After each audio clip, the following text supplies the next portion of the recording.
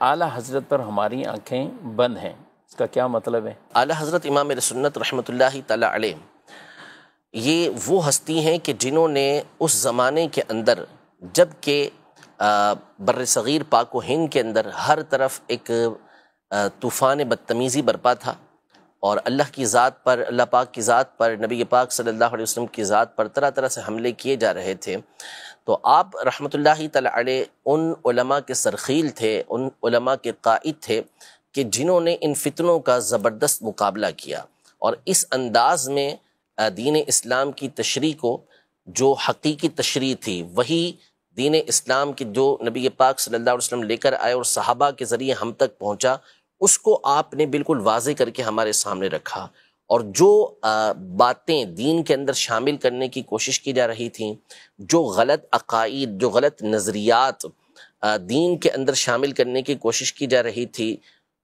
اولیاء پر، صحابہ پر، اہل بیت پر، انبیاء پر، حتیٰ کہ اللہ کی ذات پر جو اعتراضات کیے جا رہے تھے، ان کے بارے میں جس طرح کے غلط نظریات اور عقائد کو بیان کیا جا رہا تھا، ان تمام نظریات اور عقائد کا دلائل کے ساتھ آپ نے رد کیا۔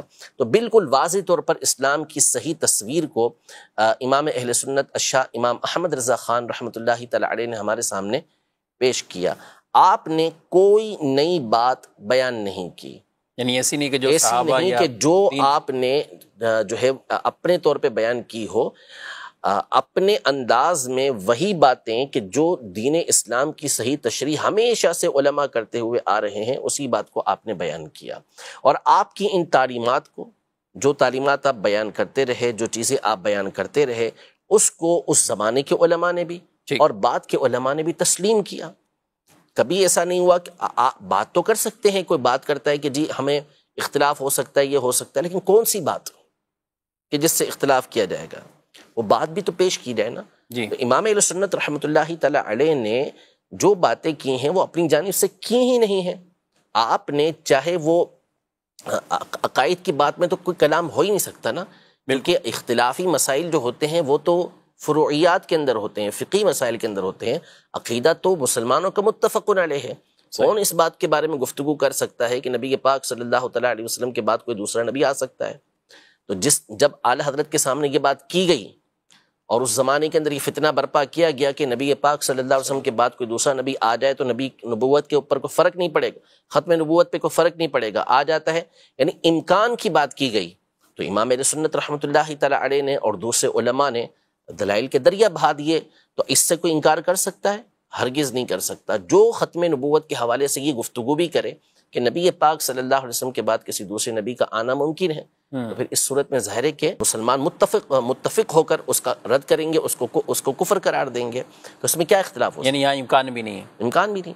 اسی طرح اللہ پاک کے لیے جھوٹ کو ماننا، اللہ پاک کی طرف جھوٹ کی نسبت کرنا، تو اب اگر کسی بھی مسلمان کے سامنے یہ بات کی جائے گی تو اس کا رد ہی کرے گا نا، اس کا جواب ہی دے گا، تو اس میں کس کا اختلاف ہو سکتا ہے؟ اسی طرح نعوذ باللہ کوئی شیطان اور ملک الموت کے علم کو نبی پاک صلی اللہ علیہ وسلم کے علم سے بڑھ کر بتائے، تو کون سا مسلمان اور خاص طور پہ کون سا عالم ہوگا جو اس کو کفر قرار نہیں دے گا؟ وہ اس کو کفر ہی قرار دے گا۔ اسی طرح کوئی نبی پاک صلی اللہ علیہ وسلم کے علم غیب کے حوالے سے توہین والی بات کرے اور آپ کے علم کو طرح طرح کی غلط تشبیہات دے، تو پھر اس کے کفر ہونے میں کیا کون کلام کرے گا؟ کوئی کلام نہیں کرے گا۔ تو آپ رحمت اللہ تعالی علیہ نے جو دین کے اوپر باتیں اس طرح کی آ رہی تھیں، اس کی جامع تشریح کر کے ان چیزوں کا رد کیا۔ اسی کو مسلک اعلیٰ حضرت کہتے ہیں۔ عقائد و نظریات جو صحابہ کرام علیہم رضوان کے زمانے سے چلتے ہوئے آ رہے تھے، اس کے اوپر جو حملے کیے جا رہے تھے، اس کا دفاع امام اہل سنت رحمۃ اللہ تعالی علیہ نے فرمایا، اور اس انداز میں فرمایا، وہ دلائل آپ نے پیش کیے کہ اس کے بعد کوئی کلام ہی نہیں ہو سکتا تھا۔ یعنی یہ باتیں جو ابھی میں نے آپ کے سامنے بیان کی، یہ جس نے بھی کہا اس طرح کی باتوں کو، وہ کیا کھل کے اس طرح کی باتیں اب مسلمانوں کے درمیان کر سکتا ہے؟ ہرگز نہیں کر سکتا۔ کیوں؟ اس لیے نہیں کر سکتا کہ علماء نے، بالخصوص امام اہل سنت رحمۃ اللہ تعالی علیہ نے، اس کا اس انداز میں رد کر دیا کہ اب چھاپنے کی بجائے چھپانا ضروری ہو گیا۔ ٹھیک ہے، ورنہ اگر یہ رد نہ کیا جاتا تو چھپانے کی بجائے چھاپا جاتا۔ تو اب آنکھیں بند کیوں نہیں کی جائیں گی کہ جس نے ہمارے ایمان کی، عقیدے کی اس انداز میں حفاظت فرمائی۔ تو امام اہل سنت رحمۃ اللہ تعالی علیہ کی جو ذات ہے، اعلیٰ حضرت رحمۃ اللہ تعالی علیہ، انہوں نے جس انداز میں دین اسلام کی تشریح، توضیح اور دلائل کے ساتھ جس انداز میں ان چیزوں کو بیان کیا ہے، پڑھنے والا جب بندہ آپ کی کتابوں کو پڑھے گا، آپ کے رسائل کو پڑھے گا، تو منصف ہوگا، انصاف پسند ہوگا، تو کبھی بھی آپ کی جلالت علمی سے انکار نہیں کرے گا، اور جب پڑھ لے گا تو کہے گا کہ ہاں واقعی ان کی ذات پر آنکھیں بند کر دینی چاہیے، مان لینا چاہیے۔ مصیبت مسئلہ ہمارے یہاں پر یہ ہے، پرابلم ہمارے یہاں پر یہ ہے، دور ہے سوشل میڈیا کا جی، اور انسان ہمیشہ سے شہرت کا طالب رہا ہے، یا تو دولت کا طالب رہا ہے یا شہرت کا طالب رہا ہے، اور یہ حب جاہ حب مال، حب جاہ حب مال، یہ ہمارے یہاں پر ہمیشہ رہتا ہے۔ اور اب ظاہر ہے کہ ذریعہ ہے، بدنام ہو جاؤ تو بھی نام ہو جائے گا، ٹھیک ہے نا، اور کس اچھے طریقے سے کام کر لو تو بھی اگر نام ہو گیا تو ہو گیا، بدنام ہو کر نام جلدی ہو جاتا ہے ہمارے دور کے اندر۔ تو اس لیے لوگ اس طرح کی باتیں کرنا یہ شروع کر دیتے ہیں، کوئی کسی کے خلاف بولنا شروع کر دیتا ہے، نعوذ باللہ کوئی صحابہ کے بارے میں گفتگو کر رہا ہے تو کوئی اہل بیت اطہار کے بارے میں گفتگو کر رہا ہے، نعوذ باللہ کوئی سیدنا صدیق اکبر رضی اللہ عنہ کے خلاف گفتگو کر رہا ہے تو کوئی سیدنا علی المرتضیٰ کرم اللہ تعالی وجہہ الکریم کے خلاف باتیں کر رہا ہے۔ تو یہ جو تصورات، یہ خیالات جو ہیں، یہ جاہلوں کے ہیں، جو اجہل قسم کے لوگ ہیں، جنہوں نے کبھی کسی استاد کے سامنے زانو تلمس طے ہی نہیں کیا، کبھی وہ بیٹھے ہی نہیں کسی استاد کے سامنے۔ باقاعدہ جو سلسلہ چلتا ہوا آتا ہے پڑھنے کا، ہر فن کا، ہر معاملے کا کیا ہوتا ہے کہ باقاعدہ علم حاصل کیا جاتا ہے، اور پھر اس علم کے افراد اس میں گفتگو کرتے ہیں تو اس کی بات کو اتھینٹک مانا جاتا ہے۔ یعنی اگر ڈاکٹر جو ہے وہ بغیر پڑھے ڈاکٹروں سے گفتگو کرنا شروع کر دے، یعنی وہ ڈاکٹر ہو ہی نہ سرے سے، خود اپنے طور پہ کچھ پڑھ لیا میڈیکل، تو پھر اس صورت میں کیا اس کی بات کو مانا جائے گا؟ اس کی سنیں گے بھی نہیں۔ مسئلہ یہ نا سب سے بڑا کہ آپ کو ڈاکٹری پڑھنی ہے، آپ کس سے پڑھیں گے؟ میڈیکل پڑھنا ہے، میڈیکل میں داخلہ لینا ہے آپ کو، تو آپ کس سے کہاں داخلہ لیں گے؟ جو بھی اسی فن کے اگر بالفرض ہمارے دور کی بات کریں ہم، تو ہمارے دور میں چونکہ مدارس کے اندر عمومی طور پہ دینی تعلیم دی جاتی ہے، صحیح، کوئی بھی ڈاکٹری کی تعلیم حاصل کرنے کے لیے کسی جامعہ میں نہیں جائے گا، ہاں مدرسے میں نہیں جائے گا، ٹھیک ہے، وہ کہاں جائے گا؟ میڈیکل کالج کے اندر جائے گا، ٹھیک ہے۔ کسی کو انجینئرنگ پڑھنی ہے، وہ میڈیکل کالج میں نہیں جائے گا، وہ انجینئرنگ کالج کے اندر ہی جائے گا، وہاں جا کے وہ تعلیم حاصل کرے گا۔ فزکس پڑھنا ہے، فزکس کے استاد سے پڑھے گا، ٹھیک ہے، وہ اس کو بایولوجی کے استاد سے نہیں پڑھے گا۔ میتھ پڑھنا ہے، میتھ کے استاد سے پڑھے گا۔ تو ہر چیز، اگر مثال کے طور پہ آپ کا بیٹا جو ہے وہ کہتا ہے کہ ابو مجھے جو ہے وہ انگلش پڑھنی ہے، تو آپ اسے سب سے بڑے اردو دان کے پاس بھیج دیں کہ بھائی اس سے جا کے انگلش پڑھ لو، بھلے اس کو انگلش نہیں آتی، ظاہر نہیں ہوگا نا، ظاہر سی بات ہے۔ آپ کو اردو میں بہترین جو ہے وہ ادب سیکھنا، اردو کا ادب، آپ اس کو جو ہے وہ کسی انگریز کے پاس بھیج دیں کہ اس سے جا کے اردو ادب سیکھ لو، تو کیسے ہوگا؟ تو اسی طرح جو دین ہے وہ دین کس سے سیکھا جائے گا؟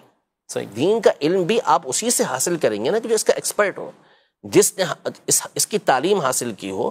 اب جس کو الف سے بے دین کی آتی نہیں، جس کو عربی عبارت تک پڑھنا آتی نہیں، وہ کہ میں قرآن و حدیث کو خود سمجھ سکتا ہوں، کتنا بڑا ظلم ہے۔ یعنی امام اعظم ابو حنیفہ رحمۃ اللہ تعالی علیہ، امام شافعی رحمۃ اللہ تعالی علیہ، امام شافعی نے 10 سال قبیلہ حذیل کے اندر گزارے، جو عرب کا فصیح ترین قبیلہ تھا۔ کس لیے گزارے؟ تاکہ عربی زبان کے اندر ایسی، اہل خود عربی ہیں، ایسی مہارت حاصل کر لیں کہ قرآن و حدیث کو صحیح طریقے سے سمجھ سکیں، جو اس کے معانی اور مفاہیم اس کو صحیح طریقے سے سمجھ سکیں۔ پھر اس کے بعد ان کی خدا داد ذہانت اپنی جگہ پر، اور علم دین کے لیے الگ تگ و دو اپنی جگہ پر۔ اب کوئی شخص آتا ہے جس نے کبھی پڑھا ہی نہیں ہے، آ کے وہ کہتا ہے کہ جس طرح میں نے قرآن کو سمجھا اس طرح تو امام شافعی بھی نہیں سمجھے، پھر کیسے کہیں گے اس بات کو؟ کیسے تسلیم کریں گے آپ کی بات؟ یعنی آپ بڑے بڑے جو فلاسفر ہیں ان کے مقابلے میں آپ ہماری بات کو تسلیم نہیں کریں گے۔ اگر ہم کوئی حکمت والی بات کہیں تو نہیں، اس کی بات معتبر ہے زیادہ۔ وائی؟ کیوں؟ اس لیے کہ وہ اس کا فن ہے، آپ اس کی بات کو تسلیم کر رہے ہیں، ہماری بات کو تسلیم نہیں کریں گے۔ کیوں؟ اس لیے کہ آپ کا یہ کام نہیں ہے۔ میں میڈیکل کی کوئی بات آپ کو بتا دوں، میں ڈاکٹری کی کوئی بات آپ کو بتا دوں، انجینئرنگ کی کوئی بات آپ کو بتا دوں، جو میں نے اس کتاب سے پڑھ لی، اس کتاب سے پڑھ لی، تو میری بات تسلیم نہیں ہے، اس کی بات کیوں تسلیم ہے؟ اگر میں نے ابتدائی تعلیم حاصل کر لی چلے اس کی میڈیکل کی، تو بھی میری بات ویسی معتبر نہیں جیسے کہ 50 سال پرانے ڈاکٹر کی بات معتبر ہے۔ بالکل. کیوں؟ اس لیے کہ اس کا تجربہ ہو چکا، وہ مجھ سے زیادہ پڑھ چکا. لیکن جہاں دین کی بات آتی ہے تو ہماری آنکھیں پتہ نہیں بند ہونے کی بجائے اور زیادہ عجیب سی ہو جاتی ہیں. تو اس لیے جو اسلاف ہیں، بزرگان دین ہیں، یہ ایک پورا ٹاپک ہے. اگر میں اس پر گفتگو کرنا چاہوں کہ متقدمین اور متاخرین کے علم کے درمیان کیسا فرق ہے، تو اس پر علماء کی 50 نصوص موجود ہیں کہ متقدمین یعنی پرانے علماء کے جو علمی رسوخ ہوتا تھا، ان کی مضبوطی ہوتی تھی، وہ اس قدر زیادہ ہے کہ امام ذہبی رحمۃ اللہ تعالی علیہ جیسی ہستی نے فرمایا کہ جب آپ نے ابو بکر الاسماعیلی رحمۃ اللہ تعالی کی ایک کتاب کا مطالعہ کیا، مسند فاروق کا، تو آپ نے فرمایا میں نے جان لیا کہ متاخرین متقدمین کے حفظ کے برابر پہنچ ہی نہیں سکتے. ایسے کئی نصوص علماء کی موجود ہیں. تو اس لیے ہمیشہ اپنے بزرگوں کا دامن تھام کے رکھیں، اسلاف کا دامن تھام کے رکھیں. ہمیں کہا گیا اہدنا الصراط المستقیم، ہمیں سیدھے راستے پر چلا. صراط الذین انعمت علیہم، راستہ ان کا جس پر تو نے انعام کیا، اور وہ انبیاء، شہداء، صدیقین، صالحین، نیک لوگ ہیں، پارسا لوگ ہیں. ہمیشہ اس کے راستے کو اختیار کریں. فرمایا وَمَن يَتَّبِعْ غَيْرَ سَبِيلِ الْمُؤْمِنِينَ نُوَلِّهِ مَا تَوَلَّى وَنُصْلِهِ جَهَنَّمَ، کہ جو مسلمانوں کے راستے کے علاوہ کوئی اور راستہ اختیار کرے گا، ہم اس کو اسی طرف پھیر دیں گے اور اس کو جہنم کے اندر داخل کر دیں گے. تو مسلمانوں کا راستہ کون سا ہے؟ وہ یہی راستہ ہے کہ جس کے اوپر اہل سنت چل رہے ہیں، جس پر ائمہ اربعہ کے مقلدین چل رہے ہیں. وہ راستہ نہیں ہے کہ جس پر جہلا چل رہے ہوں، وہ راستہ نہیں ہے کہ جس کے اندر بزرگوں کی توہین ہو رہی ہو، وہ راستہ نہیں ہے کہ جس میں صحابہ و اہل بیت کو جو ہے وہ 2 ٹکے کا نعوذ باللہ قرار دیا جا رہا ہو، جس میں جو ہے وہ نبی پاک صلی اللہ تعالیٰ علیہ وآلہ وسلم کی ذات کے حوالے سے گفتگو کی جا رہی ہو. یہ کون سا راستہ ہے؟ یہ بزرگوں کا راستہ کب سے بن گیا؟ ہرگز ایسا نہیں ہے. تو ہمیشہ اسلاف کے بزرگوں کے دامن کو مضبوطی کے ساتھ تھام کے رکھیں.